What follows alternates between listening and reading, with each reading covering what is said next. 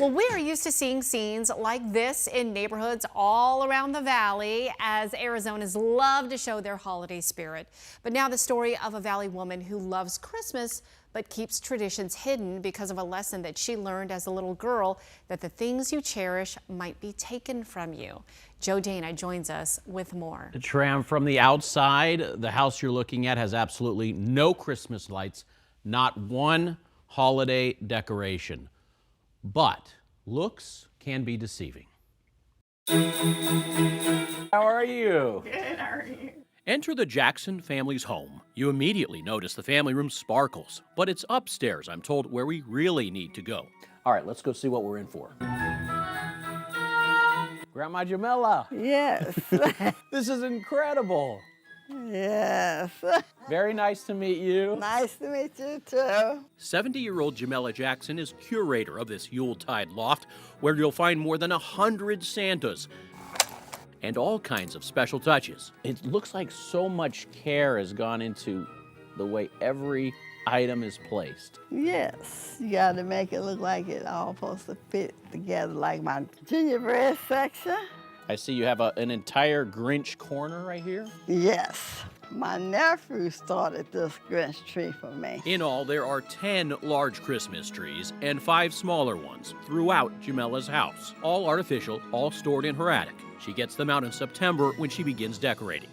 There's a U of A tree, an ode to Jamila's daughter's alma mater. And get this, not one object here was purchased online. $1.99 for this. Yes. She winds up and everything. You know how to find a deal. You have to look. There's a reason for all of this abundance. I made my own dress.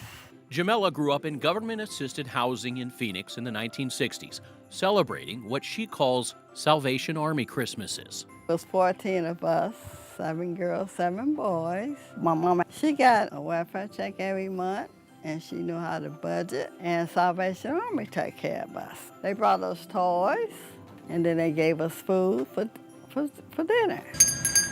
Now she returns the favor. They take care of me, you need to give back to them. I go to the mall, I hand a lady a bag of toys. It's just a happy time for me.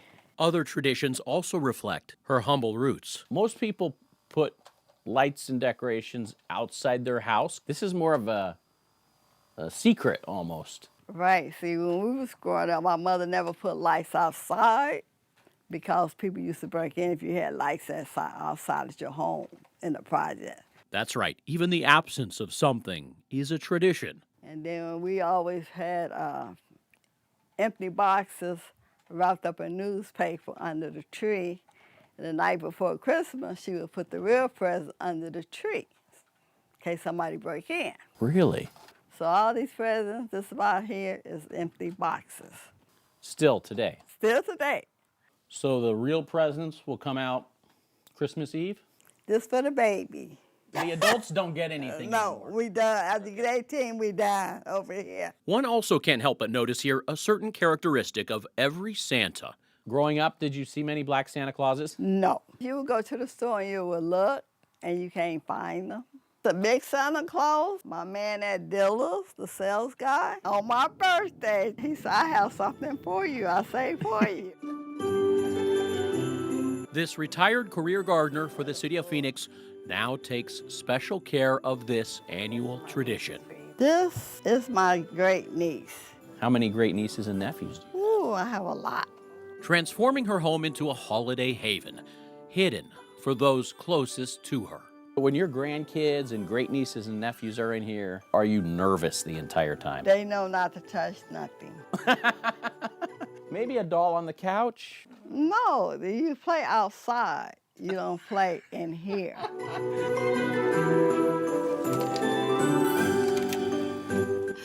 Oh boy, let's now talk about the backstory. Joe, my heart is just bursting because there are so many lessons and wonderful traditions in this story. There are layers. Her humble roots, how those kids, you can look but you can't touch. Yeah. I mean, just, the empty packages until Christmas, so many things.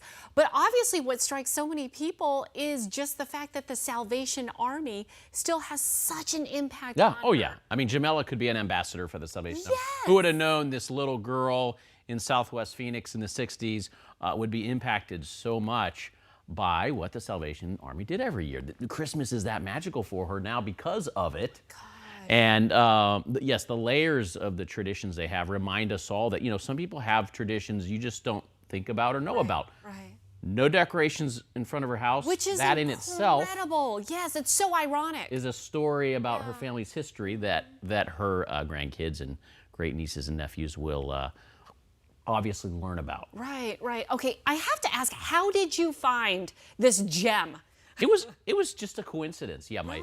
my son helped with a computer project with her relative, and when he went to her house, he and my wife came back and said, Joe, you got to go to this home Yes. and see what they'd had. We had no idea the story behind it. Right. We just knew that. But this was September, and they said she's already got the upstairs decked out. gosh. So there's always stories behind a story. So that's what we Yeah. went in looking for, and it delivered. Jamila is a wonderful woman. Yes, truly a treasure indeed. Yes. Okay, we talked about holiday traditions, and I know this jacket that you wear now for your dad Yes. is a true, precious tradition. Tell our folks about that. Yeah, my father, who passed away last year, he wore this blazer every holiday season for more than 2 decades Yeah. as a 12 News anchor.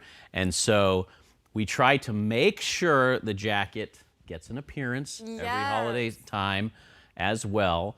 And this is, this is one of our family traditions. Yeah, I love And it. so you can't believe how happy I was when I was told about this woman's house. Yeah. And as I walked inside, she looked at me and said, "You dressed for the occasion." And I thought, Yes. And little did she know the history and the tradition of this jacket. Yes. I mean, it was so serendipitous. it was. And I remember when we anchored together last Christmas, you debuted it. You debuted it Well, for the first time. It was just yeah, so I think so. special. But and we got to learn about your father's traditions that you guys do to remember him. Yep. Cheesecake every Christmas. That's Yep, right. Yep. And so now, and I think it's just so perfect that it fits you like a glove. Well, some years it fits better than others. Yes, I know. You got to lay off all those holiday sweet treats. there. Absolutely. But it looks great on you. Thanks, Tram. Joe, thanks for a great story. Thank you. I love that. So sweet.